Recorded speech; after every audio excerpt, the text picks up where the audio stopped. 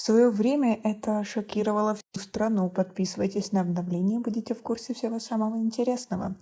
6 октября, 31 год назад, произошло первое крупное вооруженное ограбление в Таджикистане. Давайте вспомним самые масштабные и громкие ограбления, которые происходили в Таджикистане за последние 20 лет. Первое крупное вооруженное ограбление в суверенном Таджикистане с 16 убитыми произошло 6 октября 1992 года. В Разобском районе было совершено нападение на машину международной компании «Восток Меркурий». Эта компания занималась в Душанбе изготовлением кожаных изделий и имела хорошую прибыль. В связи с неспокойной обстановкой в столице руководство «Восток Меркурия» решило перебазироваться в Худжанд. Всего в колонне машин было 16 человек, сотрудники компании, охрана из числа работников МВД и КНБ. На группу напали бандиты и взяли все, что было – деньги, драгоценности, оборудование. По некоторым данным, на сумму около 1 миллиарда рублей. Людей взяли в плен и спустя 2 дня отвезли в район Нурека и расстреляли. Останки тел убитых были найдены несколько месяцев спустя. В этом преступлении обвинили группировку полевого командира Резвона Садирова. В течение 10 лет, с 2005 по 2015 годы, неизвестная ОПГ совершала на территории городов Худжанд, Чкаловск, Расуловского и Гафуровского районов Сагда тяжкие преступления, занималась разбоем, грабежами и убийствами. Банда действовала нагло, иногда даже совершая грабежи и убийства в дневное время на людных местах. Преступники сеяли страх не только среди населения вышеназванных городов и районов, но и по всей области. В 2013 году банда совершила жестокое убийство 7 из 5 человек-предпринимателя из Бабаджон-Гафуровского района, среди которых было 3 несовершеннолетних детей. В ночь со 2 на 3 июня, примерно в 3 часа ночи, с автоматом в руках они проникли в дом 40-летнего жителя поселка Гафуров, предпринимателя Ахмадхуджи Бабоева, который занимался ювелирным бизнесом. Расстреляв хозяина дома, его супругу, 39-летнюю Хаитхон Бабоеву, их несовершеннолетних детей, 9-классницу Рухшону, 8-классника Сухроба, 3-го ребенка 6-летнего Санджара, в бане дома. Затем преступники, взломав сейф, забрали золотые изделия на общую сумму в 30 тысяч долларов и подожгли дом. Закрытый в бане ребенок отравился угарным газом и скончался. Президент Таджикистана Эмомали Рахмон в конце июня 2013 года на встрече с активом Сагдийской области потребовал от правоохранительных органов приложить все усилия в раскрытии этого преступления и привлечь к ответственности виновных в убийстве семьи Бабоевых. Только в 2015 году данная группировка была выявлена и задержана. По данным милиции, грабителями оказались 7 членов семьи Рахматовых из Худжанда. МВД сообщило, что члены семьи Рахматовых в течение 10 лет совершили убийство 7 человек, а сумма награбленного ими имущества составила 1 миллион 600 тысяч самани. С 2008 по 2012 годы по стране прокатились серия вооруженных ограблений обменных пунктов. В 2008 году правоохранительными органами была задержана организованная преступная группировка под руководством Сафарова, более известного по кличке Шамиль.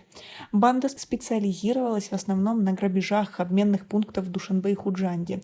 Ущерб, нанесенный этой бандой, оценивается в почти 1 миллион самани. В начале 2009 года Верховный суд приговорил Сафарова и других членов группировки к длительным срокам заключения. Однако ограбления не закончились. 23 сентября 2009 года был убит сотрудник пункта обмена валют в центре Душанбе Манучехр Мирзоев. Аналогичное преступление было совершено ранее в обменном пункте рядом с рынком Шахават. Злоумышленники, напав на сотрудника обменника, унесли крупную сумму денег. В начале лета этого года был ограблен и убит сотрудник обменного пункта на рынке Шахмансур. После недолгого затишья в 2011 году вновь пошла серия грабежей обменников, целых 7.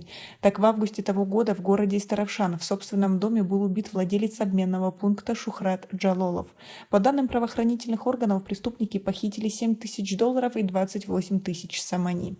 В октябре того года в результате нападения в городе Душанбе огнестрельные ранения получили 2 сотрудника обменного пункта. Трагически завершился рабочий день накануне Нового года для владельца обменного пункта 53-летнего Юлдоша Бурханова и его 28-летнего сына Фархаджона. Отец и сын были застрелены в декабре 2011 года навпротив рынка Панчанжбе в Худжанде из автомата Калашникова, когда собирались ехать домой в собственной автомашине. Целью нападения были деньги. В июне 2012 года года было совершено вооруженное ограбление одного из столичных обменников. Нападавшие завладели спортивной сумкой сотрудника обменного пункта, внутри которой находилось более 90 тысяч долларов. Преступников удалось найти месяц спустя. В июле 2009 года Верховный суд Таджикистана приговорил к длительным срокам преступную группировку из числа бывших сотрудников правоохранительных органов, совершивших разбойное нападение на казино «Памир» 14 февраля того же года. Группировка состояла в основном из действующих сотрудников ОМОН и погранвойск страны. Дерзкое ограбление было совершено в пригороде Душанбе. Все происходило как в настоящем американском боевике, с присущей жанру пальбой из автоматом, лицом в пол и эффектным отходом. Даже одеты грабители были, как и полагается, во всем черном и с масками на лице. В казино в тот день было около 15 клиентов и примерно 7 сотрудников. Люди в черном отобрали у находящихся в зале мобильные телефоны, процессор и камеру видеонаблюдения. Потом, когда все кончилось, они заставили встать всех вместе лицом к стене, поднять руки. Грозя оружием, приказали не двигаться еще полчаса, а один из них добавил: «Сегодня день Святого Валентина, желаю вам, чтобы вы поимели друг друга».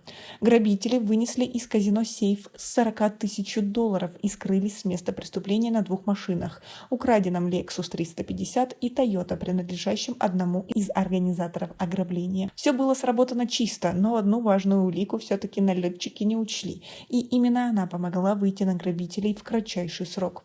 По сообщению следователей, в первую очередь их заинтересовало оружие грабителей. Один из очевидцев указал на фотографию пистолета-пулемета «Кипарис» израильского производства. Он довольно сильно отличается от других. Оказалось, что эти пистолеты-пулеметы были переданы России МВД Таджикистана, и большая их часть была записана на баланс ОМОН. С него и решили начать. Уже 19 февраля 3 из 5 подозреваемых были задержаны. Вместе с ними были обнаружены часть похищенных денег, сам сейф и камера видеонаблюдения. А в зарубежных СМИ нередко пишут об ограблениях музеев. В нашей стране преступники также иногда заглядывают в музеи. Конечно же, не для того, чтобы любоваться картинами известных художников и предметами старины. В 2001 году был ограблен музей в Бальджуване. Музей имел 5000 исторических находок и памятников, на что было израсходовано 12 тысяч советских рублей.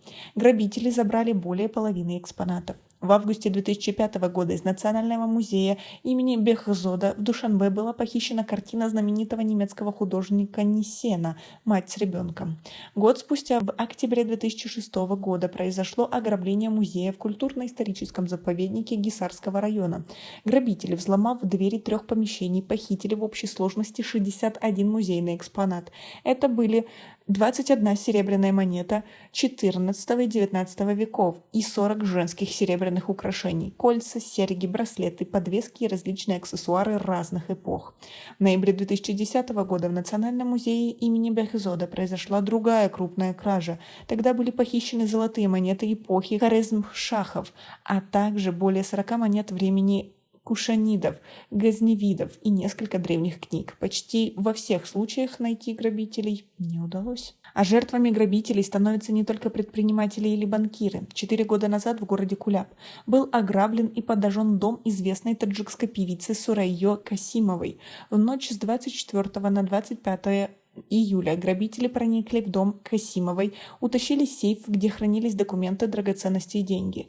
Несмотря на то, что певица и ее близкие родственники спали на 1-м этаже особняка, из дома Касимовой были украдены ювелирные изделия на сумму в 24 тысячи долларов. Преступники, чтобы скрыть следы кражи, подожгли дом. Сотрудники милиции быстро раскрыли это преступление и задержали злоумышленников. Ими оказались дочь родного брата певицы и 3 ее соседей. У задержанных была изъята часть похищенных ювелирных изделий, которую они еще не успели сбыть. А в новогоднюю ночь 31 декабря 2015 года в Канибадаме было совершено преступление в жанре известных фильмов об ограблении банков.